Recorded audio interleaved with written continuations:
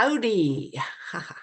This is Shannon Kringen Kring in Seattle. It's 9/14/24, otherwise known as September 14th, 2024. And I am pet sitting two beautiful dogs, and I'm very grateful to be alive on planet Earth. I am very grateful to be able to help take care of animals. I have 3 or 4 main jobs. I work with medical students, art students, and I help take care of pets. And I'm very grateful. And I do my artwork. My 4th job is that I do my art. Mostly I do my art for free because I love to do my art and I don't necessarily know how to turn it into a business. And just the thought of branding myself and turning my art into a business doesn't really thrill me, because then I feel like I would have to do whatever sells instead of just doing the art that I want to do and sharing it. I have recorded original music with Dave Flowers from Interactive Jack Records in Seattle, and we have an album of all original music called Kring Flower. I would be lying to you if I didn't say I was a little disappointed at the lack of engagement that I feel. I've gotten some feedback from people who appreciate my poetry book, Kringonian Pizzazz, that I published. And I have gotten some feedback that people like the album Kring Flower that has original songs on it. But it seems like I put a lot of effort into sharing my music and my poetry, and I don't feel like I'm getting a lot of traction on it. And it's like, one of my friends said maybe I'm being not, well, I don't know if I should say that, actually. I'm going to nip that in the bud. This is an improvisational monologue. I have no script. I'm just going to speak on the fly. I feel the world is filled with conflict. I live in Seattle, and I'm a citizen of the USA, and I don't have control over what happens in other countries. I don't have control personally over what happens with the leadership of this country. I have very strong opinions about certain things happening in the world right now, but I don't feel like I want to share that with you right now. I honestly feel very frustrated and psychologically challenged by the reality of a lot of things happening in the world seem like psychological warfare. So people are arguing on a local level as well. Like, people are very snarky with each other, it seems. And I personally, myself included, I feel triggered by many things, and I get easily irritated and angry about people who seem to be being hypocritical. So on one hand, I'm doing my art and wanting to share it with people. On the other hand, and then I have friends who tell me, don't overthink it. And it's like, well, I like to think. I'm an intelligent, sensitive person who likes to think. Although I agree it's good to not overanalyze and get lost in the confusion of analyzing, although I feel like our culture is kind of being encouraged to be dumbed down and to polarize and to think everything is just either good or bad, right or wrong, black or white. There's no gray area. We're not allowed to think of nuances. I mean, even in our system right now in the United States, we only have 2 choices, which is absurd. And it's all about how much money certain people can raise. And at least that's what we're told, that it's all about how much money you raise. And it's like winning a contest. It's like a sporting game contest. I mean, the whole thing is absurd. And I did not watch the DABATE recently. because it seemed like a waste of time, although I'm talking about it right now because it upsets me to the point where I wish that I lived in a culture that had intelligent, sorry. I'm a little bit dyslexic and autistic and ADHD. How about that? So I'm also a left-handed only child. I feel creeped out and frustrated about the reality of our system. And yet I personally can't do anything about it. And yet there's people that shame each other for not being obedient and conforming to certain ideas and conforming to buying into certain narratives about reality. And I'm being intentionally vague right now because I'm not here to argue, but I'm here to just express that I find it very psychologically challenging to exist in terms of the lack of meat, the lack of substance in the mainstream media. So I don't participate in observing a lot of the reality TV that is not real at all. So I feel grossed out by how fake everything is these days and how I don't actually feel comfortable saying what I really think in a deep way about many issues. And so thank goodness I can write poetry and make up metaphorical rhymes, like a song I wrote about polarized landscape and UFO camera and cactus hugging vulnerable Viking, which speaks to the contradictions and the oxymorons through the door, a group for loners, and they all showed up. Like, I see the nuances and I feel like I'm trying to connect with people. And I feel kind of a little bit like an alien sometimes. Although yesterday I had a 3-hour discussion with somebody and it was refreshing because I feel like I could mostly be honest with this person that I don't know very well, a person that I work with sometimes, and I don't know him very well. But we had like a 3-hour discussion because we were waiting for something. And then it ended up that they didn't need us. So we were able to talk. And I was able to say, we both expressed the frustration about feeling like online is not really a safe place to say what you really think because people tend to be really snarky. And people are ironically, in 2024, I think humans are being trained and taught that we're not supposed to stereotype and label each other. And yet I'm witnessing a lot of pretty intelligent people label each other and put people in boxes and basically stereotype each other without even acknowledging that maybe we're stereotyping each other. How strange is that? So thankfully I can write poems and turn them into songs. I've written poems and published them in my poetry book, Regenerative Pizzazz, and I've recorded them on the Kring Flower album. We're going to perform live on Saturday, September 21st. I guess that's a week from today, Incarnation at I forgot what it's called, the Tolt Carnation Barn. I think it's called Tolt McDonald Carnation Barn Campground special space that's in Carnation, Washington, near Seattle. We're going to do a live performance. It's there's a hummingbird. I saw a coyote yesterday and I just saw hummingbird. I know that the symbolism of hummingbird is joy. Remember to be joyful. And the symbolism of coyote, I think, is the trickster.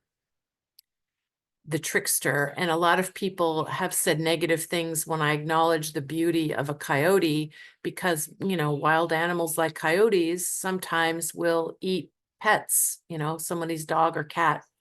Can be eaten by a predator, which is a coyote, but the coyote's got to eat. So I wrote another poem called Empathy for the Predator and something about sympathy for sympathy for the devil, sympathy for like when we look at predators and we focus on the fact that they're eating prey, then it's a sad day for the prey that they eat, but it's a good day for the carnivore that needs to eat something or it's going to starve and not be able to survive. So, and then when an animal passes away, it rots into the ground and creates good bacteria for the rich, fertile soil. So the beautiful, sacred cycle of nature, when an animal eats another animal, or an animal will eat plants, the herbivores eat plants, and then they poop that out into the ground, and then it fertilizes the earth and makes green plants grow, and then more plants and animals eat each other. And there's even, the Venus flytrap, right, that eats flies, like feel sorry for the flies that are eaten by the plant, so plants and animals do eat each other. I eat meat. I'm an omnivore. I eat meat, and meat is healthy for my body, and so I eat it. And I feel grateful for all the animals that I eat. And it's not a contradiction that I can love animals and take care and be a pet sitter and appreciate coyotes that are predators that eat meat. And I eat meat, and I'm a predator too. I'm a human predator. I eat meat. And instead of thinking everything has to be sunshine and roses all the time, and there's all this conflict in the world and people arguing about it, and the problems don't seem to be being solved, and people shame each other for not conforming to going along with certain things. So I'm trying to figure out, how do I connect with other people? How do I be the change I want to see in terms of, I am just one citizen that lives in Seattle, Washington, USA, and there's millions of other people on this planet. Each person is an individual, unique human being. That's the way I see humans. Instead of putting it into little boxes, like I could label myself, I'm an individual human. I'm tired of the way people label each other. I can see why people want to organize and categorize things. I think that it makes people feel safe to put everything in a category and feel a sense of organizing it. But when you look at the ecosystem, the plants and animals don't really fit into boxes. And the ecosystem, if you think about just the soil and all the microorganisms, and there's like worms and fungus and bacteria and all kinds of things in the soil, and it's all just sort of coagulating, and like, the rich, fertile soil on the earth is like, there's so many different kinds of trees. I'm like looking out, seeing there's beautiful Lake Washington out there. I'm pet sitting in a beautiful house with these two beautiful, cute little dogs that I love. And I take them for 2 walks a day. And I'm just appreciating the beautiful view out the window. Maybe I could show you. I don't know if the camera will focus. Yeah, I can't really, yeah, you can't really see. But there's a beautiful view of Lake Washington out the window. I'm really appreciating it. Seeing the sunrise over there. And I usually don't wake up early enough for the sunrise, but I'm taking care of these 2 dogs that love to get up at 6:30 in the morning. So I get up and give them their potty break, and I watch the sunrise.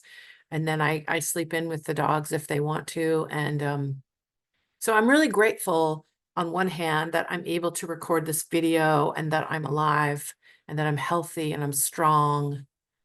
But I will acknowledge that I'm very frustrated and creeped out and psychologically challenged by how fake things seem to be, and how it seems like free speech is no longer, like, people are starting to think free speech is dangerous, and we have to protect ourselves from wrong think, wrong speak. I agree that we need to be respectful and considerate and have empathy and compassion for people who think differently than us and feel differently than us, and have some kind of decency and respect. But I believe in free speech, but I also believe in being respectful. So I guess people argue about what is okay and what is not. And I can see why certain things maybe need to be curated or regulated. But then I also think that we also need to keep a certain amount of freedom. So where's the balance of the freedom and the restrictions? So I guess I could just write more poems about that.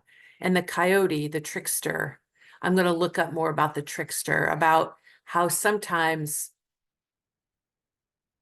things are not as they appear to be, and they might be exactly the opposite, like the book 1984, you know, that flips everything around. And me being a dyslexic, autistic, ADHD kind of creative, open-minded thinker, I can easily see the patterns. I connect the dots. I literally see patterns in human behavior, and I see patterns, and I get a strong intuitive sense of the patterns. And I see I'm a pattern thinker, I think, and I think I'm a pattern thinker. I see patterns and I connect the dots in different ways. And sometimes when I try to explain that to people, they just think that I'm full of a bunch of nonsense, but not really, but they don't understand me. But I feel misunderstood a lot. And I know that a lot of people feel misunderstood. So I'm one of those people. So Oxymorons Through the Door, a group for loners, and they all showed up. So I'm really grateful that I'm able to record this video. I'm really grateful for all my creative jobs, working with medical students, art students, pets, beautiful dogs and cats, that I'm helping take care of people's homes for them when they go away on a trip. And I get a vacation from my regular apartment, and I get to basically shapeshift and be a chameleon when I act with medical students. And when I'm a model for art students, painting and drawing, I feel like an actor kind of on stage, shape-shifting. And some of my art on my cell phone here, my mobile phone, that's a self-portal photo, black and white photo with a painting of mine superimposed on top of it. Goddess Kring, Shannon Kringen, there's my face paint, so there. So I'm excited to do the performance. I just wanted to just make this video to just catch you up on, I'm excited about the music I'm doing with Dave Flowers from Interactive Jack Records. I still want to make a documentary film about the Goddess Kring TV show that I did, but I've been so busy lately with my 4 different jobs, my several different jobs that I have in pet sitting. I have cameras and I'm learning about microphones, and I might have a meeting with an independent filmmaker. I'm trying to figure that out. Independent filmmaker that might want to help us make our film. I drive around in my Opal Moonstone Honda Fit art car, and people appreciate my beautiful art car. I'm having more people ask me, telling me, the story of your car. I've been gluing very carefully rhinestones onto my Honda Fit for 3 years. It's very extremely intricate. If you just look up Opal Moonstone Goddess Kring art car, you'll find that in Kring Flower Music. Interactive Jack Records, Seattle. So I'm basically a poet, a musician, a visual artist, a free thinker, a philosopher. I resonate with Hundertwasser, the painter, who had a theory about humans living in harmony with nature. I feel like some of the technology these days is fascinating, but humans, I think, maybe are losing touch with biology and nature, and losing touch with how we are part of nature, even though we're the only species on this planet, at least, that tinkers so much with nature and tries to change nature and dominate and control and alter nature and experiment with nature. I think that's all fascinating, but I think sometimes we go too far and we're losing touch with just basic microorganisms in the soil. I think are very important on this planet to take good care of the soil. I really admire all the regenerative agriculture farmers in the world. Thank you, all the regenerative agriculture farmers in the world. I buy meat from a place called Wild Pastures, which sources meat from farms who use regenerative agriculture practices, which is a step above. Organic farming is wonderful. Regenerative agriculture is a step above that, because not only do they not use pesticides, they don't use synthetic fertilizers. They fertilize the soil in the natural organic way that we did in the 1800s, which is working with nature so it keeps the soil extremely healthy and full of biodiversity, which translates to the cows and the chickens and the pigs and the fish in the ocean well, actually, I don't know how they regenerative agriculture, the fishing industry, but supposedly the fish that I'm eating is wild caught fish, not farmed fish, but wild fish. So regenerative agriculture does it in the more natural way, no synthetic fertilizers, as well as no pesticides. And so it's all about working with nature and in harmony with nature. I'm thinking about Amish people. Some of the religious beliefs of Amish people, maybe I wouldn't be thrilled with, but I admire that Amish people live at a slower pace and work with the land and work close with the land, and they're cooperative instead of competitive, and they help each other and they're humble. And these are the things I admire about Amish people. I think that also it's really healthy to expose yourself to lots of natural light.